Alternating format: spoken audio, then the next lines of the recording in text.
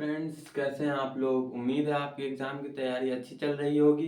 इस वीडियो में भी हम लोग क्वेश्चन बैंक 2023 के ही क्वेश्चनों को सॉल्व करेंगे। क्वेश्चन आपके स्क्रीन पे शो किया करेगा, वहाँ से आप क्वेश्चन को पहले रीड कीजिएगा, समझिएगा, सॉल्व कीजिएगा। अगर सॉल्व नहीं हो तो फिर सॉल्यूशन देखिएगा। ठीक है, सॉल्व शुरू करते हैं आज का यह सेशन।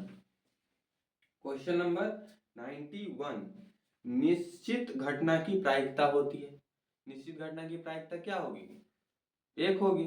किसी घटना को होना ही होना है तो 100% है, यानी 100% एक।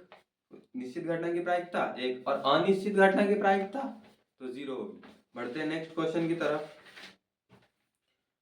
92। निम्नलिखित में कौन किसी घटना की प्रायिकता नहीं हो सकती है? ऑप्शन को इलिजिबलेट करना, ऑप्शन को छांटना है। निम्नलिखित में कौन किसी घटना की प्रायिकता नहीं हो सकती है? किसी घटना की प्रायिकता होने के लिए उसको एक से छोटा होना पड़ेगा। ऑप्शन नंबर ए में है 1/3, तो ये एक से छोटा है, इसलिए ये हो सकता है किसी घटना की प्रायिकता। ऑप्शन नंबर बी में दिया है 0.3, तो ये भी एक से छोटा है, ये भी हो सकता है किसी घटना की प्रायिकता। ऑप्शन नंबर सी दिया है 33%, हाँ ये भी एक से छोटा ही है, तो ये भी हो सकता है घटना की प्रायिकता। लेकिन डी नंबर ऑप्शन में दिया है 7/6, ये एक से बड़ा है। ये क्या है? एक से बड़ा है, इसलिए ये किसी घटना की प्रायिकता नहीं हो सकती। कभी भी किसी घटना की प्रायिकता एक से बड़ी नहीं होती, हमेशा एक से छोटी ही होती है। बढ़ते हैं नेक्स्ट क्वेश्चन की तरफ। 3 सिक्कों को उछाल में संभव परिणामों की संख्या। 3 सिक्कों की उछाल में संभव परिणामों की संख्या। 3 सिक्के को उछालने पर संभव परिणाम कितने होते हैं? 8 होते हैं। ऑप्शन नंबर सी सही हो जाएगा। बढ़ते नेक्स्ट क्वेश्चन की तरफ। यदि कोई घटना घटित नहीं हो सकती है, यानी असंभव घटना है, तो उसकी प्रायिकता होगी। असंभव घटना की प्रायिकता 0 होती है। ऑप्शन नंबर डी सही हो गया। नेक्स्ट क्वेश्चन की तरफ। एक पासे को फेंका गया, 3 से बड़ी विषम संख्या आने की प्रायिकता। एक पासे को फेंकने पर एनी कितना होगा? एक पासे को फेंका जाता है तो NS बराबर 6 होगा। या तो उस पासे पे 1 आ सकता है, 2 आ सकता है, 3 आ सकता है, या 4 आएगा, या 5 आएगा, 6 आएगा। 7 तो नहीं ना आएगा, 7 होता ही नहीं, कहां से आएगा? तो 6 ही तक आएगा। तो कुल संभव परिणाम कितने हैं? 6 तक होते हैं। ठीक है, और एनी कितना है, यानी कि 3 से बड़ी विषम संख्या कितनी है? तो 3 से बड़ी विषम संख्या है तो सिर्फ एक ही है, 5। एनी हो गया 1। नंबर ऑफ विषम संख्या ग्रेटर देन 3, तो वो एक ही है, तो 1 हो गया। तो पीई प्रायिकता कितना हो जाएगा? पीई का फॉर्मूला होता है एनई बटा एनएस। एनई का मान 1 है और एनएस का मान 6 है, तो प्रायिकता कितना आ गया? 1/6। ऑप्शन नंबर बी हमारा सही जवाब हो गया। बढ़ते नेक्स्ट क्वेश्चन की तरफ। नेक्स्ट क्वेश्चन में बहुलक पूछ रहा है। एक सरल वितरण दे रखा है, सरल वितरण दे रखा है 26, 23, 15, 40, 27, 26 और 27, 26, फिर दे रखा है 22, 22 के बाद फिर 26, 26, 20, 26। तो सरल वितरण के लिए बहुलक निकालना बहुत ही आसान है। कैसे? जो सबसे ज्यादा बार आ रहा है, जिसकी बारंबारता सबसे अधिक है, वही बहुलक है। इसमें खोज लेना है कि सबसे अधिक बार कौन आया है। तो सबसे अधिक बार मेरे ख्याल से 26 आया है, तो 26 ही हमारा क्या हो जाएगा? बहुलक हो जाएगा।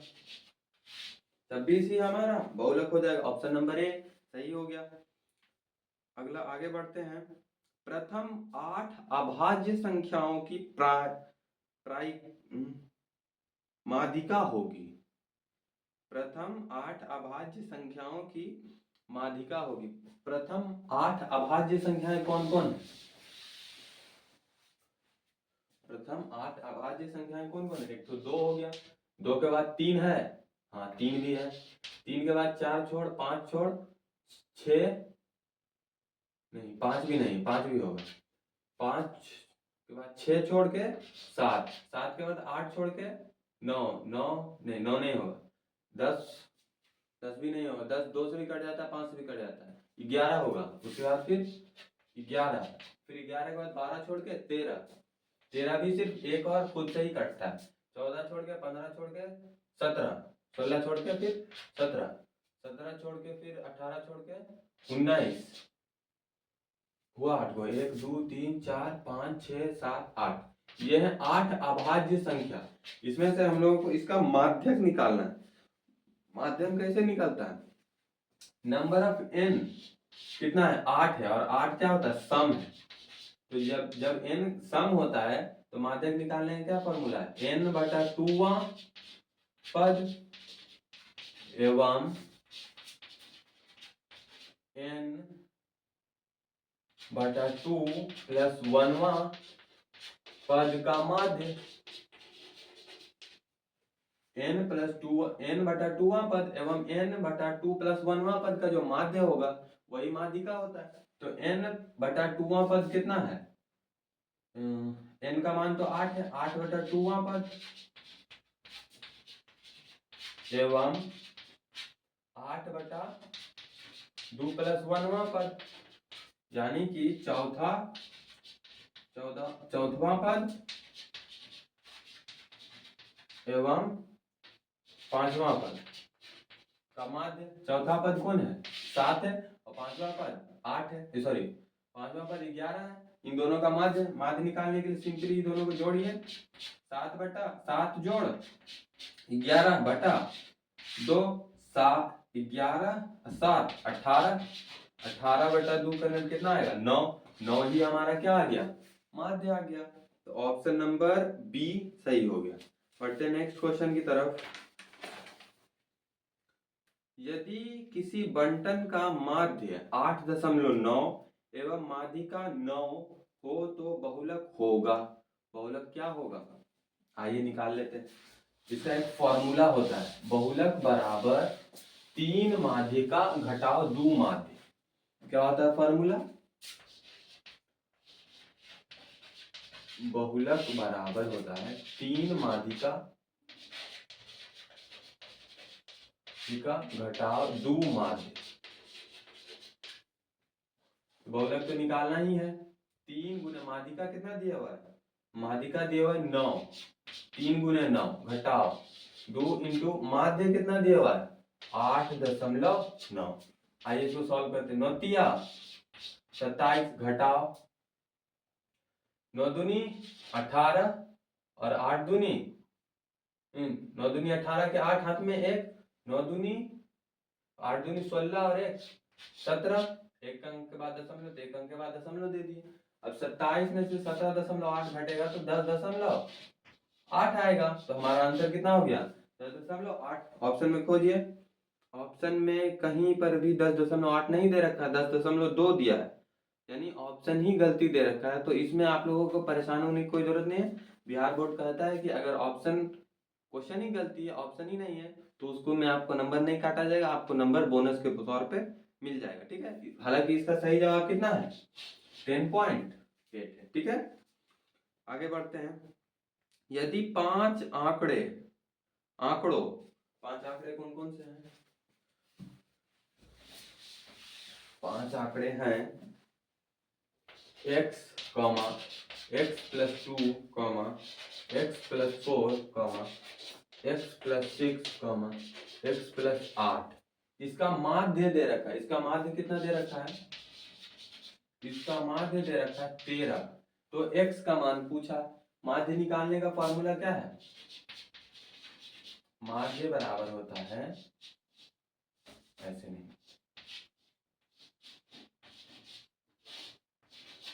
ये फॉर्मूला है माध्य निकालने का। तो सबका जोड़, सबको जोड़ दिए, जोड़िए कितना आएगा? देखिए जोड़ने का सबसे आसान तरीका बता रहे हैं। 1 2 3 4 5, 5x प्लस 6 4 10, 8 2 10 और 10 10 20, और बटा n का मान कितना है? 1 2 3 4 5, 5। ये किसके बराबर दे रखा है? 9 13 के बराबर दे रखा है। तो कितना हो गया? 5x प्लस 20 बराबर 13 5 है 65, यानी कि 5x बराबर 65 घटाओ 20, 65 में से 20 जाएगा तो 45, यानी कि 5x बराबर 45, 5 से 45 9 मनतवा में, यानी x बराबर 45 आ गया, सॉरी x बराबर 9 आ गया। तो इस आंकड़ों में x का मान कितना है? 9 है, जिसके लिए माध्य 13 होगा। ऑप्शन नंबर ए हमारा सही जवाब है। और आखिरी क्वेश्चन, निम्नलिखित में कौन केंद्रीय प्रकृति की माप नहीं है? तो याद रखिएगा, केंद्रीय प्रकृति की माप 3 है, माध्य, माध्यिका और बहुलक, इसके अलावा कोई भी नहीं है। ठीक है, तो यहाँ पे चौथा नंबर ऑप्शन में परिसर दे रखा था, परिसर केंद्रीय प्रकृति की माप नहीं है, तो ऑप्शन नंबर डी हमारा सही हो जाएगा।